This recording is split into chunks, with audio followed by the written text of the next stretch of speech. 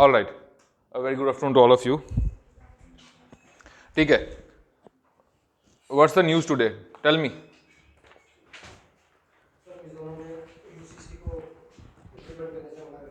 किसको? किसने मना कर दिया? अरे ये छोटी मोटी डिबेट है, उसको गोली मार, ये अभी चल रहा है, ये चलता रहेगा, अभी पैनल बनेगा 2024 के इलेक्शन के बाद, अभी नहीं। Any other news?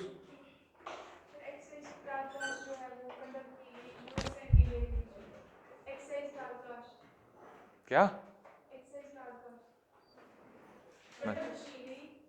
अच्छा, एक्सरसाइज कौन सी? ओके ठीक है, देखो मैं आपसे न्यूज़ वो पूछता हूँ जिसमें एनालिसिस हो, जिसमें फैक्ट हो, उसमें उसमें क्या करोगे आप? वो उसमें मैं क्या डिस्कस करूंगा आपके साथ? Anything else? लिथियम जो जेएनके वाला, ओके क्या आर्टिकल था? environmental consequences है सर उसके, एक टन एक्सट्रैक्ट करने में 15 टन CO2 रिलीज होती है और 170 क्यूबिक मीटर उसमें पानी लगता है। Exactly, okay good. और सर उसमें जैसे बाकी जो साइट्स हैं सर उसकी एक्सट्रैक्शन की, जैसे ऑस्ट्रेलिया में वो स्टेबल पार्ट पे, तो ये हिमालय यंग फोल्ड कौन कह रहा था, ये unstable they are continuously like increasing, Indian plate is pushing towards the, yes वो वैसे यहाँ भी हो सकता है। एग्जैक्टली गुड, ये हुआ ना analysis. Anything else? You are saying something? Sir polity की एक न्यूज़ आई थी हाँ जी सर, उसमें ये कहा था कि काफ़ी ज़्यादा स्टेट जो है, 5-6 स्टेट से वहाँ पे डिप्टी स्पीकर जो है, ये आज का इंडियन एक्सप्रेस का है, कल का। आज का तुमने ऑनलाइन पढ़ा था? हाँ उसमें कल का होगा, जो यहाँ आता है ना वो चंडीगढ़ वाला एडिशन है, उसमें एक दिन के बाद आता है। आप सही कह रहे हो, बिल्कुल सही। हाँ ठीक है, ये फैक्चुअल है, आप पढ़ सकते हैं। Okay, so there is a news, अभी यूनियन कैबिनेट ने डिसाइड किया है कि 9,000 पर्सनल्स और रेज किए जाएंगे, किसमें? आईटीबीपी में, है ना? आईटीबीपी में, आईटीबीपी किसको गार्ड करती है? Are you done with security issues here, international relations? Okay then tell me, now you are trapped. ITBP किसको गार्ड करती है?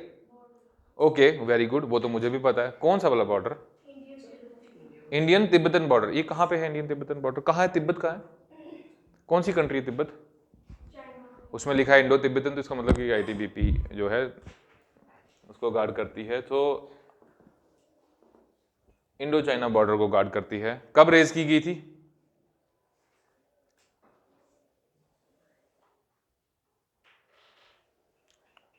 यार क्या करते हो आप लोग? 1962 में क्या हुआ था? War? Don't use the word war, that was not war. War वो होती है जो इंटेंशनली की जाती है, ठीक है? That was not war. India कभी इंटेंशनली उसमें नहीं लड़ा था, ना ही वो क्या बोला जाता है उसको, कन्फ्लिक्ट बोला जाता है, इंडो चाइना कन्फ्लिक्ट। उसके बाद हमने स्पेसिफिकली फोकस किया था किस पे? चाइना पे, और हमने आईटीबीपी को रेज किया था, इंडो तिब्बतन बॉर्डर पुलिस, ठीक है? सबसे बड़ी बात, इंडो चाइना जो बॉर्डर है ये कैसा है? अरे यार इतनी न्यूज़ चल रही है 2 साल से, गालवान हो गया, फलाना हो गया, धमकाना हो गया, अभी तो वो तवांग में हुआ, वो डंडे से मारा एक दूसरे को उन्होंने, है ना? कैसा बॉर्डर है इंडिया और चाइना के बीच में? ये क्या बात हुई? ये कैसा बॉर्डर होता कन्फ्लिक्ट वाला? हाँ जी थोड़ा सा ये मतलब लोचे वाली टर्म से बाहर आओ। मैं ये पूछ रहा हूँ कि वो बॉर्डर क्या फेंस के साथ है कि विदाउट फेंस है? हाँ जी, विदाउट फेंस। उसको क्या बोलते हैं? हाँ,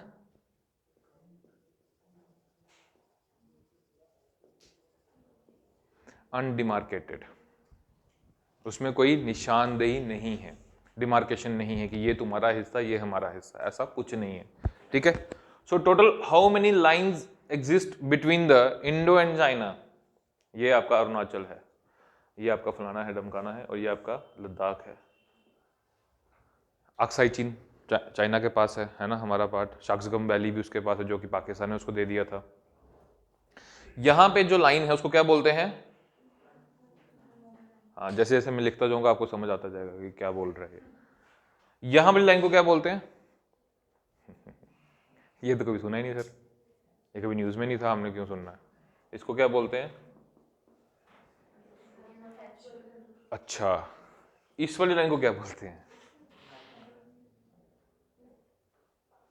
तुम जो सोच रहे हो सही सोच रहे हो, लेकिन थोड़ा सा गलत सोच रहे हो। मैकमोहन लाइन तो ये है, डूरेंट लाइन। ओए या खुदाया उठा ले मुझे। नहीं नहीं ठीक है, जोक्स हैं यार, मेरी क्लास में सिर्फ जोक्स होते हैं, मैं किसी को ऑफेंड नहीं करता। हाँ एग्जैक्टली, बिल्कुल सही।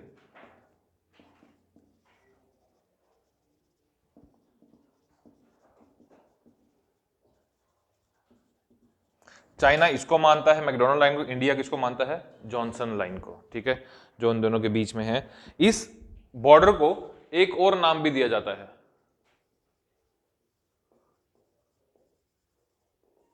जो वेस्टर्न सेक्टर में, ये वाला सेक्टर लद्दाख वाला, bread and BD line. I told you ना लास्ट ईयर। क्या होता है ब्रेड एंड बीडी लाइन? जब ये लोग, अब जैसे कि मैंने बताया कि अनडिमार्केटेड बॉर्डर है, ठीक है, अनडिमार्केटेड मतलब कि कोई बीच में लाइन है ही नहीं, पता ही नहीं है कि बॉर्डर है किधर। आज यहाँ गए कल वहां चले जाएंगे, ये मतलब परसों जाइए चाइना घूम के आ जाएंगे। तो ये लोग क्या करते हैं, अब ये लोग अपने साथ क्या कैरी करते हैं जब पेट्रोलिंग के लिए जाते हैं? ब्रेड और बीड़ी। तो ये जहाँ भी ब्रेड खाते हैं, बीड़ी उसके थोड़ा सा पार्ट ये एक लाइन बना के आ जाते हैं। तो वो चाइना वाले क्या करते हैं, अगले दिन वो आ जाते हैं ब्रेड और बीड़ी लेके, तो फिर वो वहाँ पे लाइन बना के चले जाते हैं। तो मतलब ये थोड़ा सा कंफ्यूजिंग पार्ट है। सो आईटीबीपी कितने बॉर्डर को गार्ड करती है? पॉइंट ये है हमारा, आईटीबीपी गार्ड करती है काराकोरम पास इन Ladakh,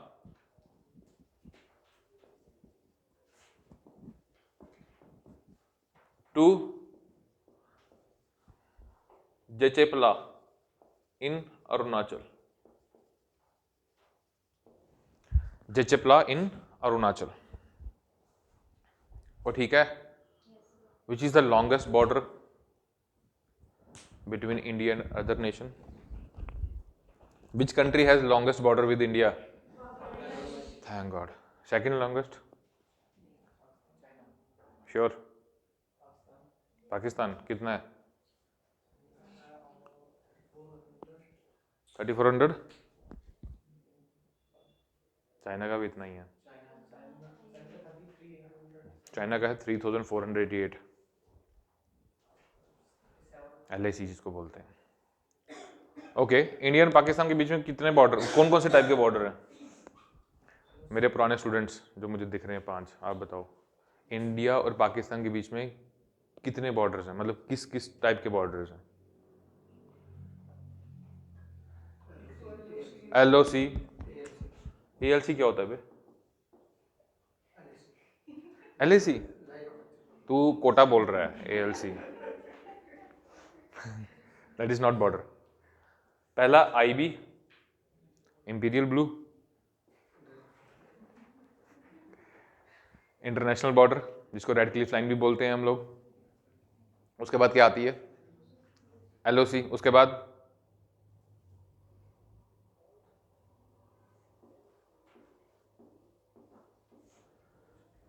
actual ground position line, जहां पे आपका कारगिल हुआ था, टाइगर हिल वाला पार्ट। क्या JNK में इंटरनेशनल बॉर्डर है? यहाँ सिर्फ LOC है? कहाँ है? भाग भाग,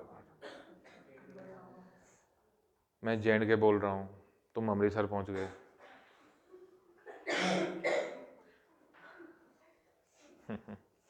देशभक्ति होनी चाहिए लेकिन मूर्खता के साथ नहीं।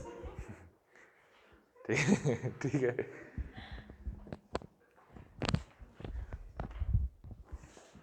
ठीक है सर, ये क्लियर है? अभी ये बेसिकली गवर्नमेंट क्या प्लान कर रही है? गवर्नमेंट प्लान कर रही है कि 47 न्यू बॉर्डर पोस्ट बनाई जाएगी। बेसिकली बॉर्डर पोस्ट हम इसलिए बनाते हैं ताकि हम दूसरी कंट्री की आर्मी को ये बता सकें कि भाई साहब यहाँ तक हमारा बॉर्डर हमें पता है, although it is undemarcated, disputed, good, but जहां तक हमारा आइडिया है हमारा बॉर्डर यहां तक लाई करता है। तो हम वो बॉर्डर पोस्ट नहीं क्रिएट कर रहे हैं 47। For those border post we need 9000 more man. ठीक है, तो 9 बटालियन हम रेज कर रहे हैं किसकी, आईटीबीपी की। क्लियर? ठीक है।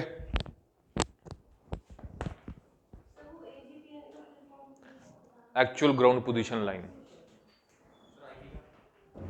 बताया तो यार, इंटरनेशनल बॉर्डर यार, इंटरनेशनल बॉर्डर हम उसको बोलते हैं जो यूएन के सामने जो मैप होता है ना, उसमें जो डिमार्केशन हमने दी होती है उनको कि ये दोनों कंट्रीज ने लीगली इस चीज को माना है।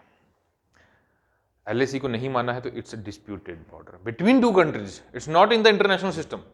एलएसी इंटरनेशनल सिस्टम में नहीं है, but between two countries it's a disputed, like LOC, line of control, यहां तक तुम रहो, हम यहां तक हम रहेंगे, तो it between two countries. Clear है? ठीक है,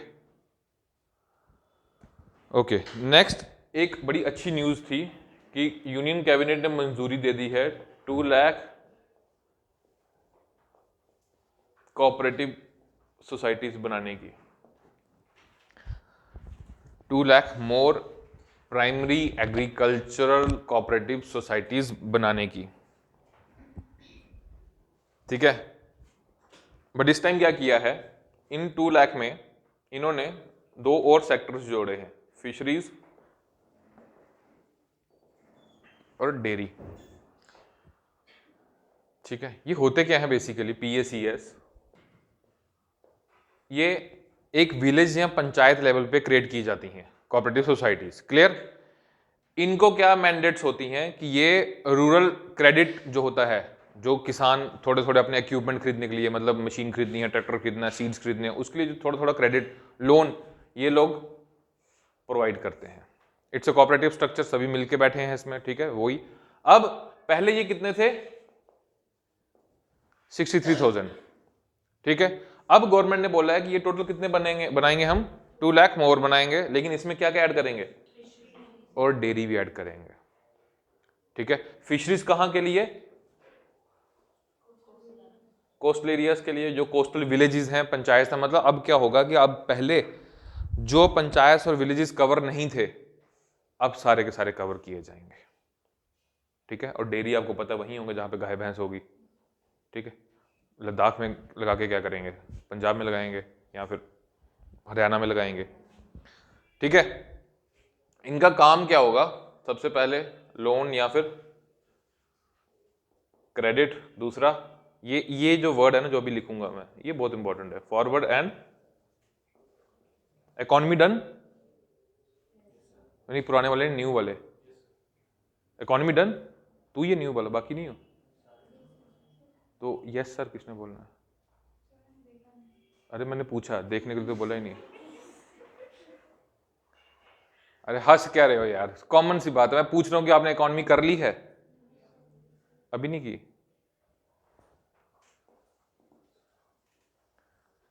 फॉरवर्ड एंड बैकवर्ड लिंकेजेस, इसमें क्या होता है, एनी आइडिया? तो बताओ फिर जिन्होंने इकोनॉमी कर ली है। Sir it's very important term, कहीं भी आपको जहां पे रूरल की बात आएगी ना, भले वो एग्रीकल्चर होगा, भले वो कुछ भी होगा, जहां पे थोड़ा सा ना इकोनॉमी टर्म्स में हम बात कर रहे हैं, देखो यहाँ पे इकोनॉमी कहाँ आ रही है, जहां पे पैसे की बात हो रही है, वहीं पे आप ये वर्ड यूज कर देंगे, लेकिन करेंगे थोड़ा दिमाग के साथ। ये नहीं कि अब सवाल पूछ लिया, मॉनेटरी पॉलिसी कमेटी वहां पे डाल दिया, ऐसा नहीं होता। बता भाई। ट्राई करता हूँ कि हाँ भाई साहब ट्राई करो। सर फॉरवर्ड और बैकवर्ड लिंकेजेस हम एक एग्जांपल के तौर पे दे सकते हैं कि जब कोई फार्मर जो होता है कुछ उगाता है तो उसके पास पोस्ट हार्वेस्टिंग होती है, काफ़ी ज़्यादा खराब हो जाती चीज़ें, तो सरकार इसमें कुछ फॉरवर्ड बैकवर्ड लिंकेजेस कर सकती है ताकि वो जो वहाँ पे चीज़ें खराब हो रही है उसको ठीक कर सके। वेरी गुड, तुमने सारा कुछ बता दिया, बस ये नहीं बताया कि फॉरवर्ड और बैकवर्ड लिंकेजेस क्या होती हैं। सर यही इसी प्रोसेस को फॉलो करते हैं। Anybody else? You old students, you Mr. Sir जो ओरिजिन होता है प्रोडक्ट्स का उनके बीच में और जो फाइनल डेस्टिनेशन होती है उनके बीच में वो जो लिंकेज है। ठीक है, nice try. Anybody else? Old ones, नीचे नीचे नजरें करने वालों, भगवान तुम्हें माफ नहीं करेगा। तू बोल भाई, कितनी बार इकोनॉमी पढ़ ली है? एक बार हिंदू बार याद नहीं आ रहा, लेकिन फिर भी ऐसे करना तो forward means urban, backward means rural. नहीं नहीं नहीं नहीं नहीं, ये जो हमारे प्रिजुडाइसिस है ना, इनको छोड़ना पड़ेगा कि फॉरवर्ड मीन्स अर्बन तो बैकवर्ड, नहीं नहीं ऐसा नहीं होता है। देखो सर, ऐसा है कि इट्स अबाउट, जैसे इन्होंने बोला कि फार्म प्रोड्यूस है कोई, जैसा आपने भी बोला कि वो पेरिश हो जाता है, ठीक है, आलू उगाया, ठीक है, आलू को बचाने के लिए हम क्या बनाएंगे, कोल्ड स्टोरेज, ठीक है, और वहीं से उसको कहां डालेंगे, मार्केट में। ये होगी फॉरवर्ड लिंकेज, इस स्ट्रक्चर को क्या बोलते हैं, फॉरवर्ड लिंकेज। अब यहां से क्या रेज किया उसने, पैसा, पैसा वापस किया कहां पे, सीड्स, इक्विपमेंट्स, मैन्यूर, ये सब के लिए, इसको क्या बोलते हैं, बैकवर्ड लिंकेज। ये आपको वहीं यूज करना है जहां पे ट्रेड की बात हो रही हो। तो यहां पे ये देखो ना, प्राइमरी एग्रीकल्चर कोऑपरेटिव सोसाइटीज, सिर्फ लोन ही नहीं देना इनको, इनका प्रोडक्ट बाहर भेजना भी है और पैसा लाके इनको वापस देना, ताकि ये लोन भी चुका सकें। समझ रहे हो बात को, इस तरह से यूज करना है इसको। अगर आप ये नहीं भी, तो ये एक लिंकेज, इसका आप चार्ट बना सकते हैं, इसका आप डायग्राम पेपर में बना सकते हैं, लेकिन बड़ा वाला नहीं, छोटा वाला, पूरा पेज भर दिया। समझ गए। ये प्लान लॉन्च कौन कर रहा है, ये इंपॉर्टेंट है, नाबार्ड, लिख लीजिए, this plan is being formulated by NABARD, NDDB,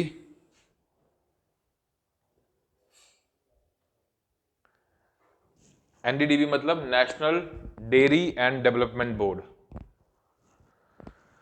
national dairy and development board, and third thing is national fisheries development board. ये तीनों बॉडीज मिलके इसको प्लान को इंप्लीमेंट करेंगी, ठीक है। अब इंप्लीमेंट करना कैसे है, चलो ठीक है, इन्होंने प्लान बनाया, प्लान में है क्या, what's the content, what's the intent behind the plan. Plan ये है कि जो गवर्नमेंट ने इन तीनों सेक्टर्स के लिए, एग्रीकल्चर, फिशरीज और डेयरी के लिए, जो अलग अलग स्कीम चला रखी हैं इनकी डेवलपमेंट के लिए, इनका इंफ्रास्ट्रक्चर डेवलपमेंट के लिए, उन सभी स्कीम्स को क्या करेंगे ये लोग, कन्वर्ज कर देंगे, मतलब एक ही जगह पे ले आएंगे, ठीक है। और इन कोऑपरेटिव सोसाइटीज को उन स्कीम्स के बारे में बताएंगे कि आप ऐसे इसको क्रेडिट को डिस्पर्स करो इन स्कीम्स के तहत, ठीक है। क्लियर है। वो स्कीम्स कौन कौन सी है, लिख लीजिए आप। This action plan will be implemented bye converging, this action plan will be implemented bye, this action plan will be implemented by converging various schemes of the government, various schemes of the government,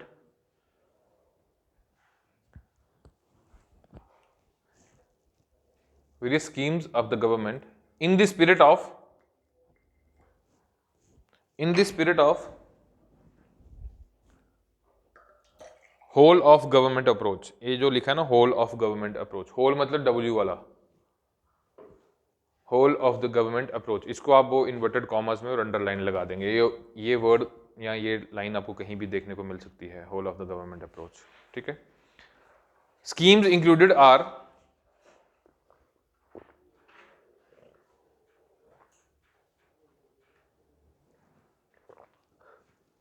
national programme for dairy development, national programme for dairy development,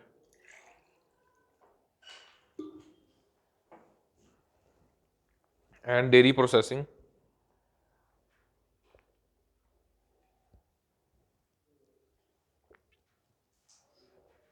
and infrastructure fund।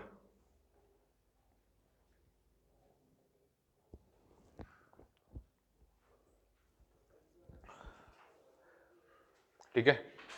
Next scheme, प्रधानमंत्री मत्स्य संपदा योजना, प्रधानमंत्री मत्स्य, मत्स्य MATSYA, संपदा योजना, and fisheries and aquaculture,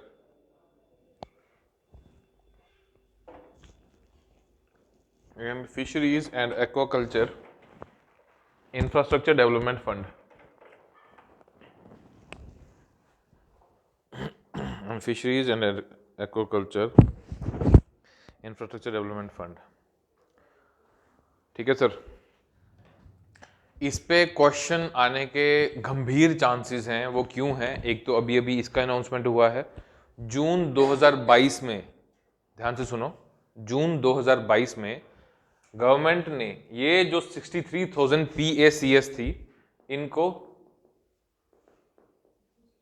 digital करने का ऐलान कर दिया था। अब बात समझ आई? समझ आ रही मेरी बात? जून 2022 में गवर्नमेंट ने, यूनियन कैबिनेट ने इनकी डिजिटलाइजेशन करने का ऐलान कर दिया था, जिसके लिए उन्होंने 2518 करोड़ रुपए भी दिए थे। ठीक है, ये पिछले साल भी न्यूज़ में था और इस साल भी न्यूज़ में है। तो वो सिंपल आपसे पूछ लेगा which of the following statements are correct regarding primary agriculture cooperative society, और वो इसी में घुमाएगा। वो बोलेगा कि पहले से ही फिशरीज और डेयरीज का पार्ट थे, अब बस नंबर इंक्रीज किया है 63,000 से, नहीं, पहले वो इसका पार्ट नहीं थे। वो ऐसी कोई स्टेटमेंट घुमाएगा और आप क्या करोगे? आप वहां पे जंबल कर जाओगे कि हाँ कुछ तो था, फिशरीज तो था, क्योंकि आपने रिवाइज नहीं किया होगा। समझ रहे हो मेरी बात को? वो कहां घुमाते हैं? वो पुरानी और नई के बीच में से कुछ नया निकाल के ले आएंगे आपके सामने। Clear? All right.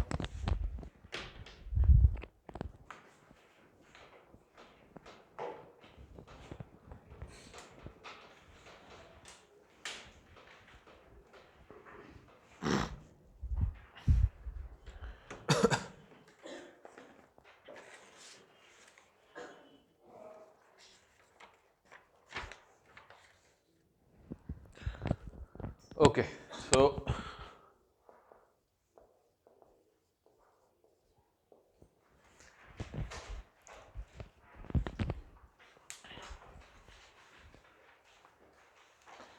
as you know, India is always a energy deficient country, as we all know. ठीक है, इंडिया बहुत बड़ी मार्केट है, मोबाइल्स की भी, गाड़ियों की भी, हर एक चीज़ की, बट इसके पास खुद का कोई भी रिसोर्स नहीं है, और अगर है भी तो एक्सट्रैक्शन नहीं है, मतलब टेक्नोलॉजी नहीं है हमारे पास। ठीक है, टेक्नोलॉजी है भी तो इतने पैसे नहीं है कि हम उस टेक्नोलॉजी को ला सकें। समझ गए? इसीलिए मोदी जी जब आए, इन्होंने क्या बोला?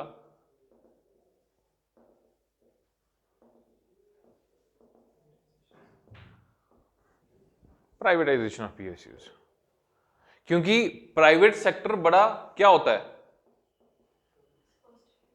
क्या होता है क्या बोला?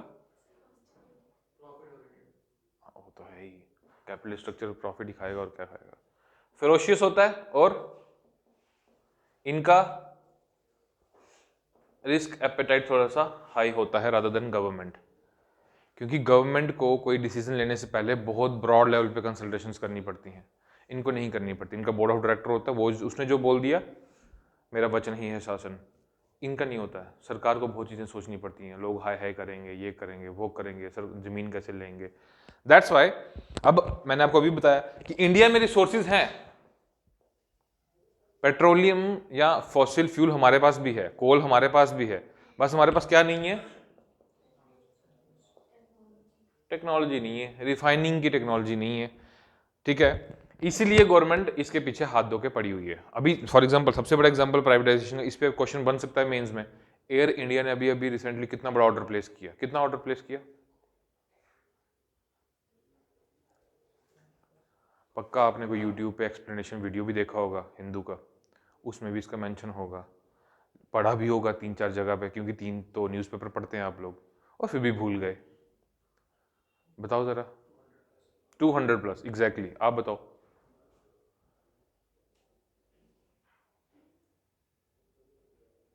आंखें बंद करने से याद नहीं आएगा, पढ़ा होता तब याद आता। अरे यार, ये तो कितनी बड़ी न्यूज़ है यार, स्ट्रेटेजिक न्यूज़ है ये, कैसी बातें करते हो आप?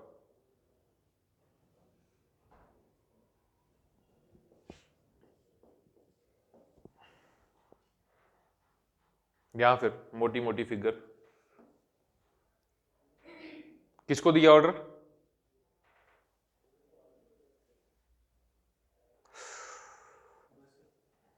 वो ये इसमें USA, government to government order नहीं है, एयर इंडिया प्राइवेट हो चुका है।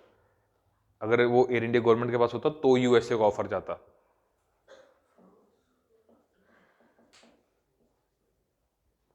बोइंग और ये यूएसए की है, ये यूरोप की है। इसको नैरो बॉडी प्लेन का ऑर्डर मिला है, इसको वाइड बॉडी प्लेन का ऑर्डर मिला है। वाइड बॉडी समझते हो, वो छोटे छोटे प्लेन, बड़े बड़े। नैरो बॉडी ये जो आपके उड़ते हैं, स्पाइस जेट, इंडिगो, ये सामने दिखता है ना उड़ता हुआ बदतमीज, ये वही होते हैं। इसकी कॉस्ट होती है 100 to 150 मिलियन डॉलर और इसकी कॉस्ट होती है 450 to 500 million dollar. And this is the world's first order of this much amount. इतनी क्वांटिटी का ये पहला दुनिया का ऑर्डर प्लेस किया गया है। किसके द्वारा? एयर इंडिया किसके पास है अब? है एयर इंडिया किसने खरीदा गवर्नमेंट से?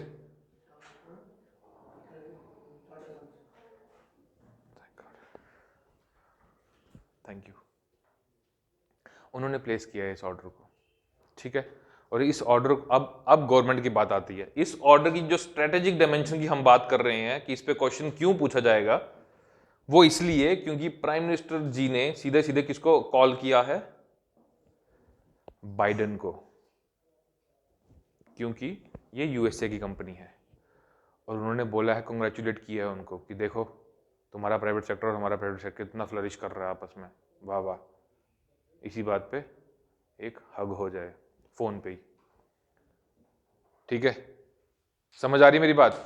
ये स्ट्रेटेजिक डायमेंशन है कि अब हमारी गवर्नमेंट जो है वो प्राइवेट सेक्टर के पीछे खड़ी होके बधाइयां दे रही है। पहले गवर्नमेंट आगे बढ़कर बधाइयां लेती थी कि मैंने ये काम किया है। फॉर एग्जांपल रफाल डील, जिसमें गवर्नमेंट टू गवर्नमेंट नेगोशिएशन हुआ था Indian government and French government के बीच में, क्योंकि वो डिफेंस का डील था।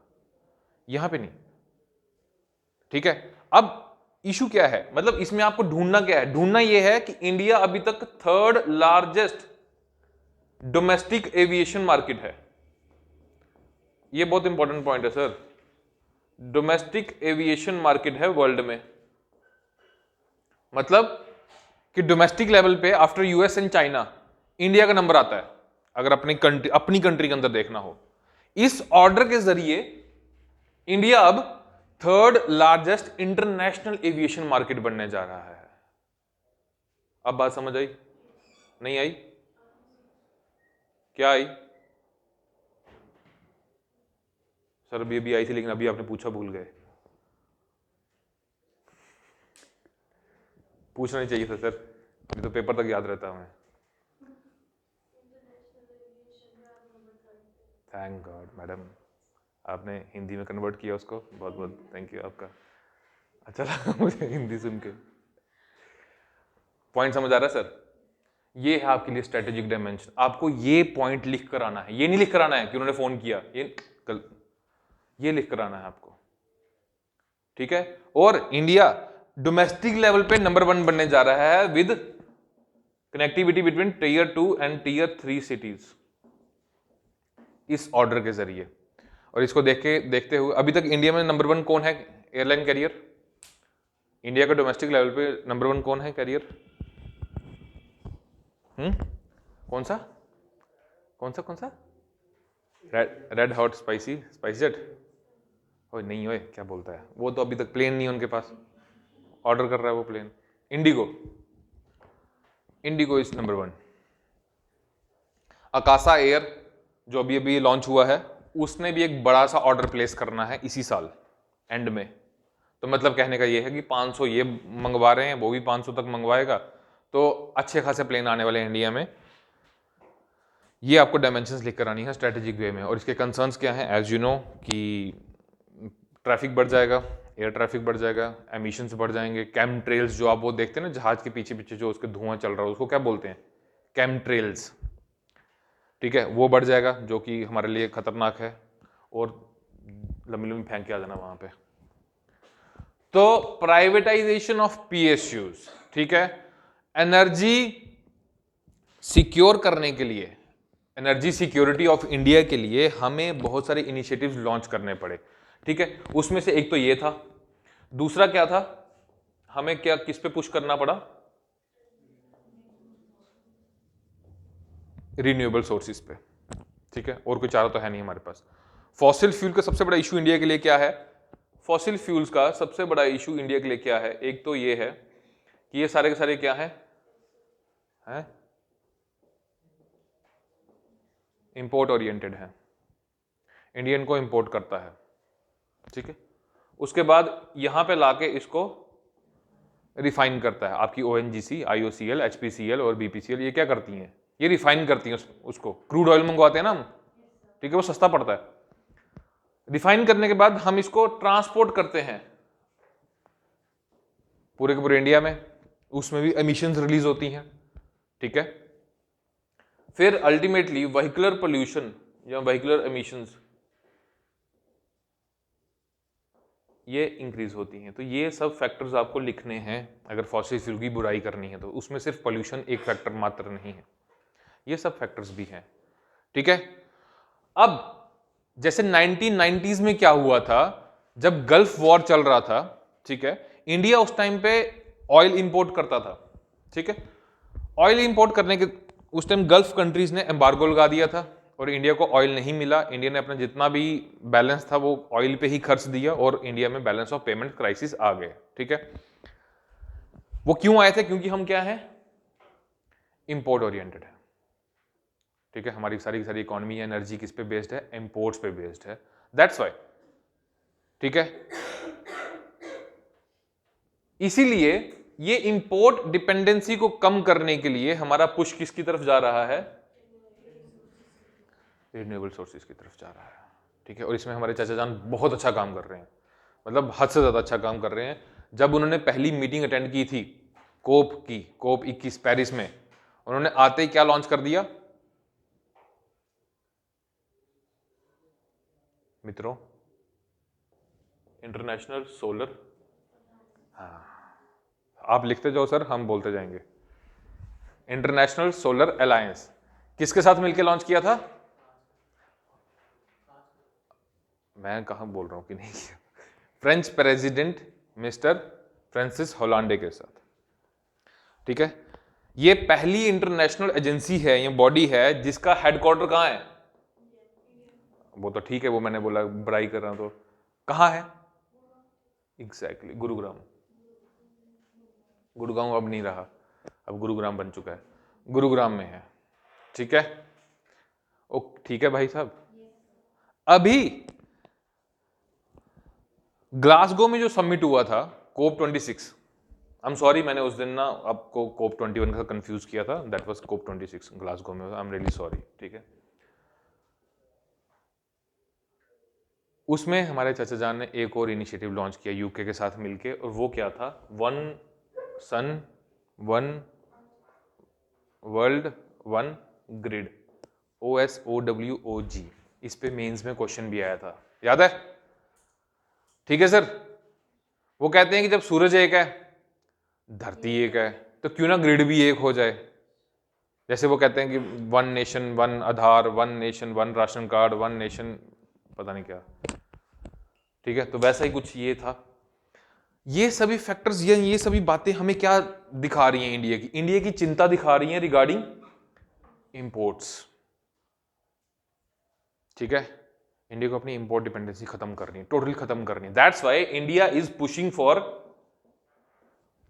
EVs, electric vehicles, under the fame 1 and fame 2 scheme. क्या है ये fame 1 and fame 2 scheme? Fame 1 में हम पर्सनल व्हीकल्स को टारगेट कर रहे हैं, और फेम 2 में हम कर रहे हैं किसको? पैसेंजर व्हीकल्स को, बसेस हो गया, ये सब हो गया। इसमें हम सब्सिडी दे रहे हैं कि अगर आप पुराना व्हीकल अपना स्क्रैप करेंगे तो हम आपको नया पे रोड टैक्स पे माफी करेंगे, ये करेंगे वो करेंगे, फोटो खींच के लगाएंगे PM के साथ, ऐसी बातें, ठीक है। So India is pushing for renewable sources. अरे आप इस पे लिखो मत यार, ये मैंने सब कुछ लिखवाना है आपको, ये मैं आपको एक ब्रॉड व्यू दे रहा हूं कि व्हाट इज गोइंग ऑन, ठीक है। So India is pushing for renewable sources of energy and electric vehicles. अब इलेक्ट्रिक व्हीकल्स की अभी अभी जो हमने बात की कि लिथियम डिस्कवर कर लिया है कि नहीं? अभी तक हम लिथियम कहां से लेकर आ रहे थे?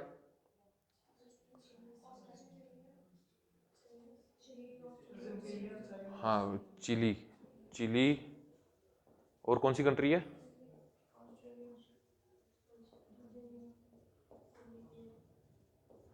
इसको क्या बोलते हैं? क्या बोलते हैं? ट्राइंगल।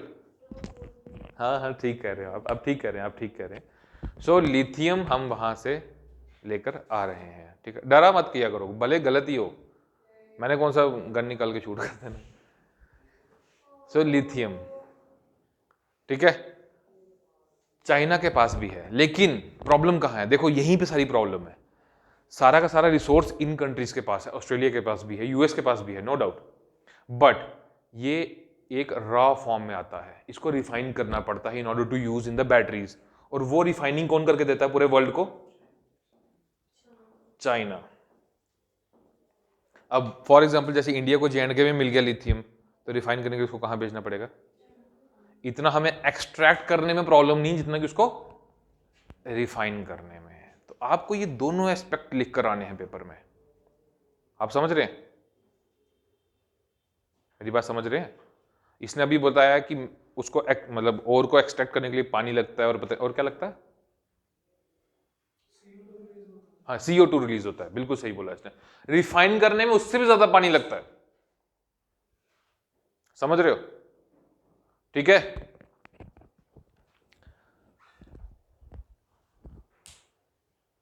सो ये है एक मोटा मोटा आपके सामने एक पेशकश एनर्जी को रिलेटेड, जिसमें हम ये डिस्कस करेंगे कि रिसोर्सेज कौन कौन से हैं, ठीक है, एनर्जी के सोर्सेज कौन कौन से हैं, इंडिया में प्रॉब्लम्स क्या क्या चल रही हैं, इंडिया इनिशिएटिव्स कौन कौन से लेकर आ रहा है, और कुछ और बेसिक्स कंसेप्ट्स इसमें हम शुरू करेंगे। क्लियर है? ठीक है, now write down. Ministry of power, ये कुछ बॉडीज हम पहले डिस्कस कर लेते हैं, उसके बाद आगे चलते हैं। Ministry of power, power, ministry of power.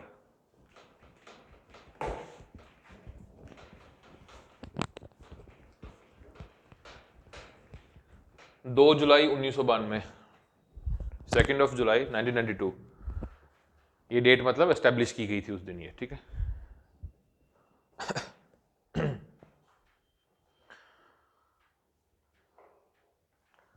Coal ministry, ministry of coal या कोल मिनिस्ट्री, जो भी लिखना है।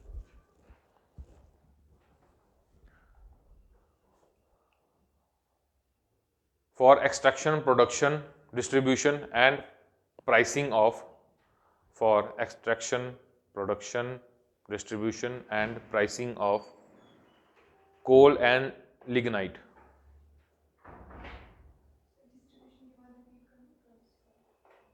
Production, extraction, distribution and pricing of coal and lignite. Lignite क्या है? हाँ, कोल की ही एक टाइप है, ठीक है, लेकिन उसके लिए हमने अलग से वो एक सेक्शन बना रखी है, ठीक है। All these operations are managed by Coal India Limited.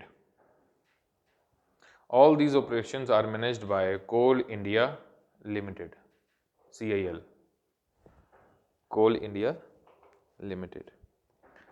Basically जब इंडिया इंडिपेंडेंट हुआ था ना, उस टाइम पे सारी की सारी कोल माइंस जो थी ये प्राइवेट थी, मतलब एक किसी पर्टिकुलर बंदे की, जैसे वो आपने गैंग्स ऑफ वसेपुर में देखा होगा ना, देखा है, मूवी देखी है, उसमें वो जो रामाधीर होता है वो एक कोयला खदान का मालिक होता है। उसके बाद धीरे धीरे, लेकिन आपको पता है मैंने आपको बताया था, धोखा खाई हुई लेडी जब पावर में आई, कौन? वेरी गुड, कभी नहीं भूलोगे आप जिंदगी में, कौन? इसने आते क्या किया? सबसे पहले क्या किया? Nationalise banks. कब किए? उसके बाद इसने क्या किया? प्रीवी पर्स को एबॉलिश किया, ठीक है, और उसके बाद इसने क्या किया? कोल माइंस को नेशनलाइज किया, जिसके बाद इसने सारा कंट्रोल किसको दे दिया? कोल इंडिया लिमिटेड को इसका सारा का सारा कंट्रोल दे दिया, ठीक है। हैं? कहाँ गया? क्या सेकंड? क्या प्रीवी पर्स? नहीं समझ आया, क्या समझ नहीं? पर्स नहीं समझ आया, प्रीवी समझ नहीं आया। अरे प्रीवी पर्स क्या होता है? कि जैसे इंडिया जब आज़ाद हुआ था तो उससे पहले इंडिया में सिर्फ अंग्रेज़ ही नहीं थे, रजवाड़े भी थे। जैसे जम्मू कश्मीर एक अलग रजवाड़ा था, वैसे हैदराबाद था, वैसे ही जूनागढ़ था, वैसे ही ग्वालियर था, इंदौर था, फिर ये बड़ौदा था, नागपुर था, ये सब रजवाड़े थे। तो ये लोग इंडिया में मिल गए थे, इन्होंने बोला था कि हम इंडिया के साथ जाना चाहते हैं, ठीक है। उसके बदले में इंडिया ने इनको क्या दिया था कि आप लोगों को हम मतलब आप लोगों के हम क्या दे देंगे, एक तरह का, अरे यार, पेंशन टाइप का पैसा देते रहेंगे। लेकिन वो बाद में इंदिरा गांधी ने उसको, ये पेंशन को बंद कर दिया कि बहुत होगा तुम लोगों का, तुम्हारा जितना भी खजाना है अब वो सरकार का, ठीक है। इसका केस, इन दोनों चीज़ों का केस लड़ा गया था मिस्टर पालखीवाला के द्वारा सुप्रीम कोर्ट में। वो दोनों केस जीत भी गए थे। सुप्रीम कोर्ट ने इस दोनों डिसीजंस के गवर्नमेंट को नल एंड वॉइड डिक्लेयर किया था। उसके बाद इसको शेड्यूल 9 में डालकर प्रोटेक्ट किया गया है। शेड्यूल 9 समझते हो, जिसको जुडिशली रिव्यू नहीं किया जा सकता किसी भी चीज़ को। तो ये दोनों चीज़ें कहाँ डाल दी गई थी इंदिरा गांधी के द्वारा? शेड्यूल 9 में। इसको क्यों किया गया था nationalize? Because at that time there was a planning of war, और सारे के सारे बैंक्स को नेशनलाइज करने का मतलब ये था कि सरकार के पास पैसा होना चाहिए ताकि वॉर को चलाया जा सके। इसको भी कैंसिल करने का तरीका वॉर के लिए पैसा था, ठीक है। और इसको भी जो वॉर के बाद जो खर्चा हुआ है उसको पूरा करने के लिए कोल माइंस का ऑक्शनिंग की सारी की सारी किसके पास होनी चाहिए? गवर्नमेंट के पास होनी चाहिए। तो आज कोल माइंस को ऑक्शन कौन करता है? कोल इंडिया लिमिटेड। नेक्स्ट लिखिए, ministry of new and renewable energy, MNRE।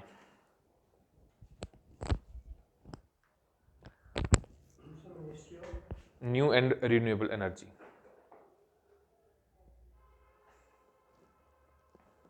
it was initially a commission for additional sources of energy.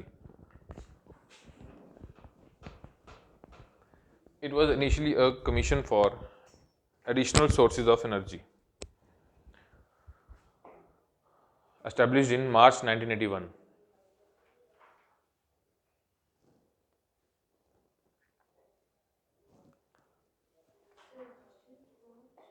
1981. It became Department of Non-Conventional Energy Sources, DNES. It became Department of Non-Conventional Energy Sources in 1982.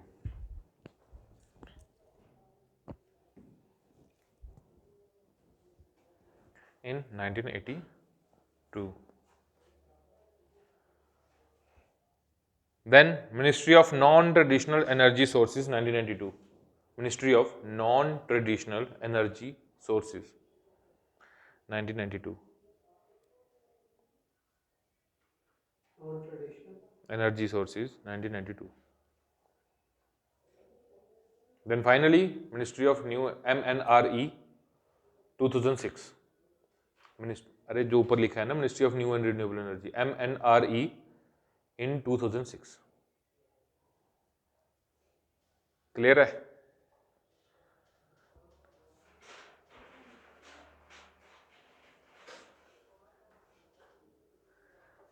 IREDA next body है हमारी, IREDA, Indian renewable energy and development agency, IREDA, अक्सर news में आती है ये IREDA, ठीक है। Established in 1987, established in 1987,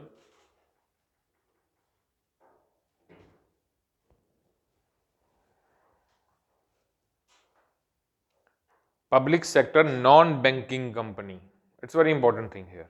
Public sector non-banking company.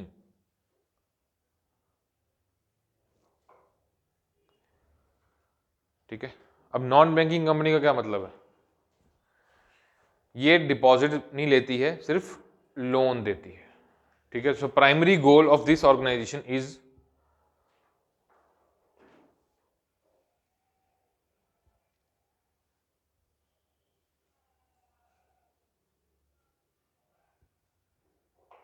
Primary goal of this organization, loans for new and renewable sources of energy. New and renewable sources of energy.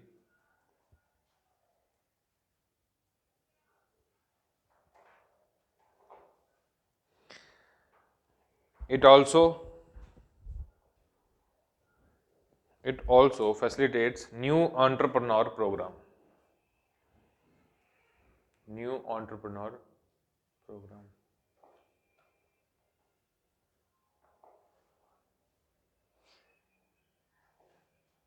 ठीक है. So this was all about like departmental organizations or ministries. Coming to the next subheading,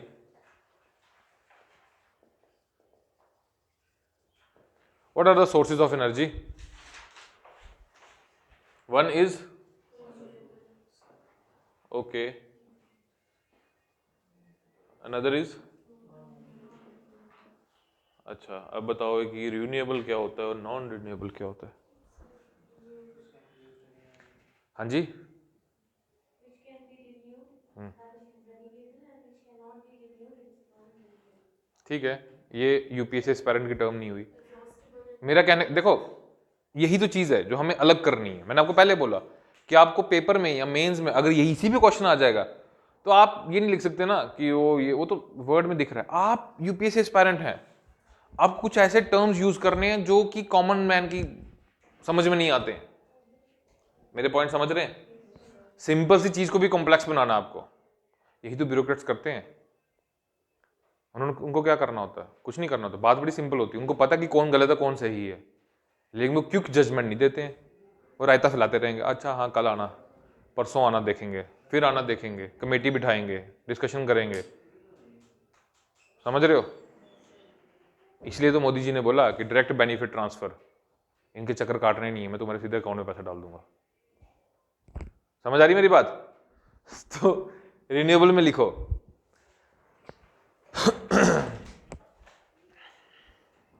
naturally refilled on a human time scale. अब ये मत पूछना क्या naturally रिफिल्ड. These renewable में, ठीक है, these sources, these are those sources which are naturally refilled on a human time scale. अच्छा लग रहा है ना पढ़ने सुन के? ये है यूपीएससी की भाषा. है क्या? कहाँ है? कहाँ से? which are naturally refilled on a human time scale. Clear है? नेक्स्ट पॉइंट इसी में, मतलब आपको ऐसे ही डिवीजन करके लिखना है. These can be used many times due to its inexhaustible property. Now see, कितना सिंपल सी बात को हमने कॉम्प्लेक्स करके बता दिया. Due to its inexhaustible property. Number दे देगा वो, खुश हो जाएगा, क्योंकि उसको भी नहीं पता होगा कि क्या लिखा है इसने. समझ रहे हो? गुड. एग्जांपल लिखो इसमें. Sunlight, wind, rain, tide, wave, geothermal, जो मन में आता है, एक्सेप्ट पेट्रोल एंड डीजल.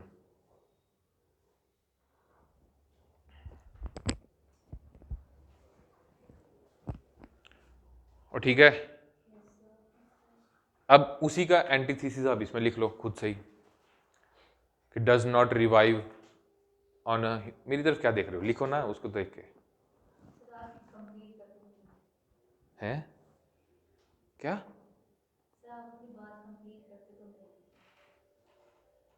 मतलब मेरी गलती है. I am sorry madam.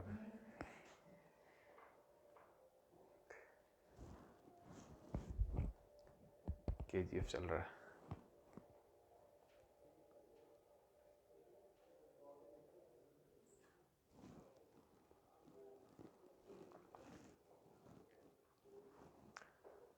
इसका एग्जांपल आप लिखेंगे फॉसिल फ्यूल्स. ठीक है, पेट्रोल, गैस, ये जो भी होता है, डीजल, कोल. ठीक है सर.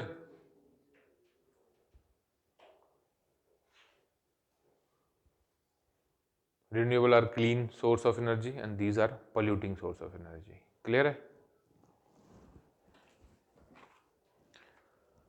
ठीक है सर, तो हम पहले क्या डिस्कस करेंगे इस सब हेडिंग में? Non renewable sources of energy. इसमें कौन कौन से आते हैं? Anybody here? Coal, petroleum, diesel मत बोलना।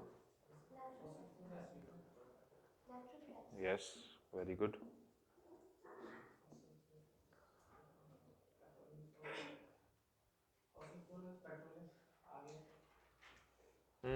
ठीक है, और कुछ?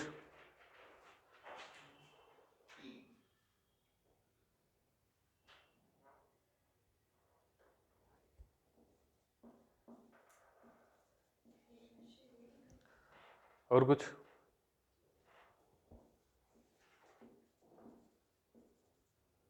बोलो आगे, अब बोलो।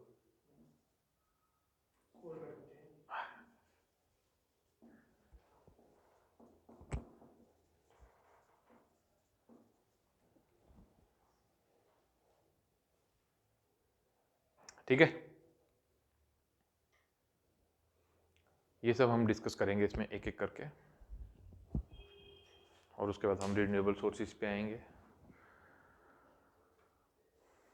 इसमें से यूपीएससी ने पिछले 20 साल में इस टॉपिक में से हर बार क्वेश्चन पूछा है, मतलब प्री में, मेंस में भी पूछता है और प्री में भी पूछता है।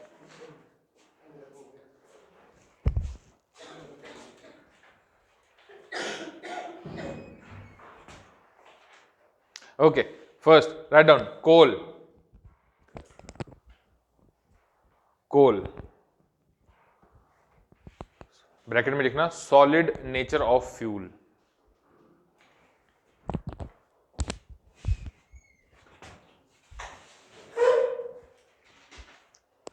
कोल इज, ऐसे लिखो, this is one of the oldest forms of energy known to humankind. This is one of the oldest forms of energy known to humankind.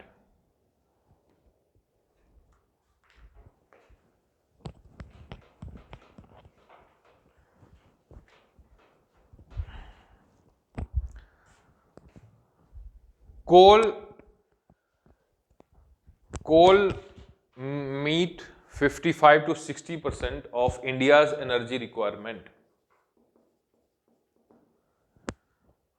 India की 60% एनर्जी सीधी सीधी किस पे डिपेंडेंट है? कोल पे।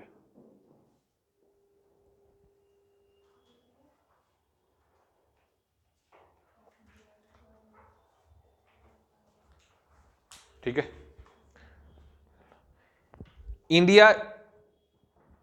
India is world's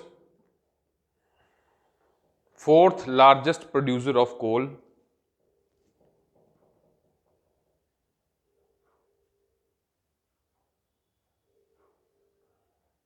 after China, USA and Australia.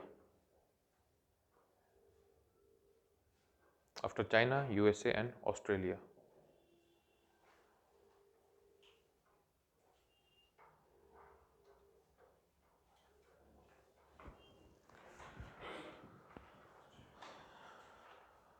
Although India is one of the largest producer,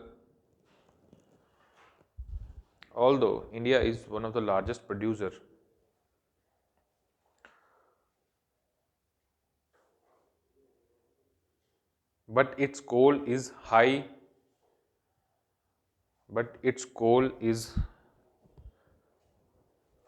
in ash content than sulfur. High in ash content than sulfur. ठीक है sir?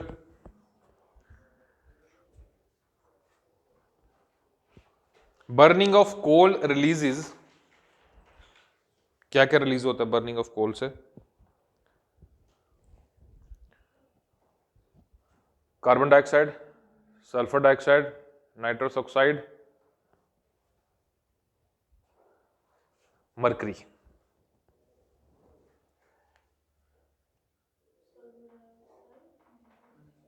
CO2, SO2, NOx and Hg।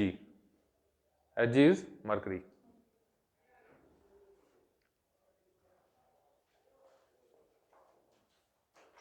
ठीक है, ये थे कुछ data stats. Now कितने type का कोल होता है? कौन बोला?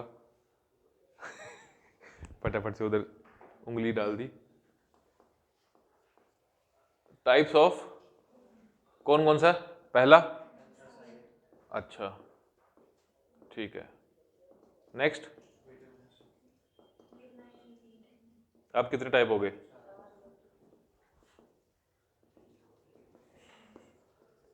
सबसे अच्छा कौन सा होता है? वाई. कितना होता है? 85 to 90%. Very good. इसका कितना होता है? हाँ वो तो मुझे भी पता है. ये अगर अच्छा हो तो ये कम अच्छा होगा, फिर ये कम अच्छा होगा, ये तो मेरे जैसा होगा बेचारा गरीब. 65, 55 से लेकर 65, और इसमें 35 से लेकर 50 तक, और ये less than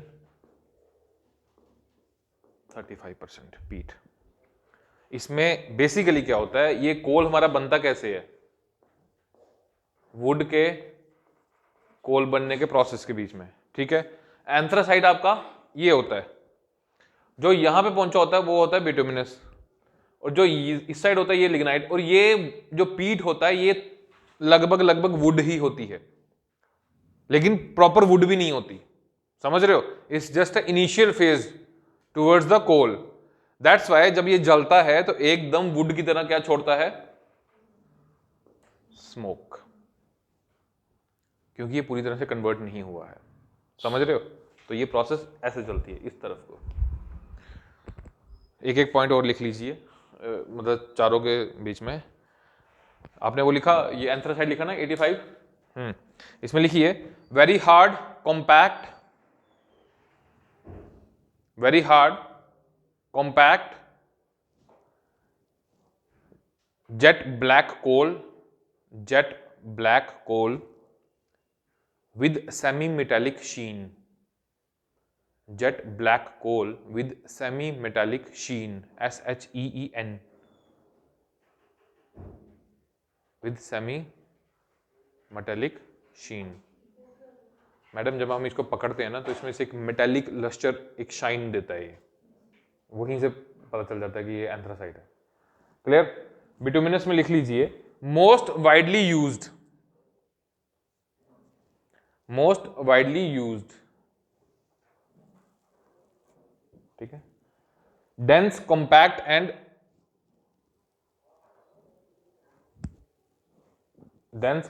and black in colour.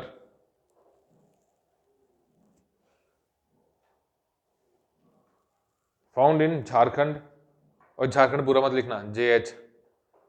गाड़ियों के नंबर की प्लेट देखिए कभी, वो वाला यूज किया करो. ठीक है, JH, OD, WB, CG and MP. Odisha, West Bengal, Chhattisgarh and Madhya Pradesh. ठीक है, लिग्नाइट में लिख लीजिए लो ग्रेड कोल,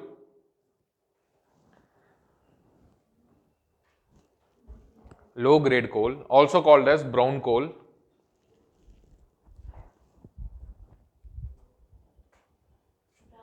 कोल, ब्राउन कोल, क्योंकि पूरी तरह से ब्लैक नहीं हुआ अभी तक, पूरी तरह प्रोसेस इसकी कंप्लीट नहीं हुई है. ठीक है, it formed in intermediate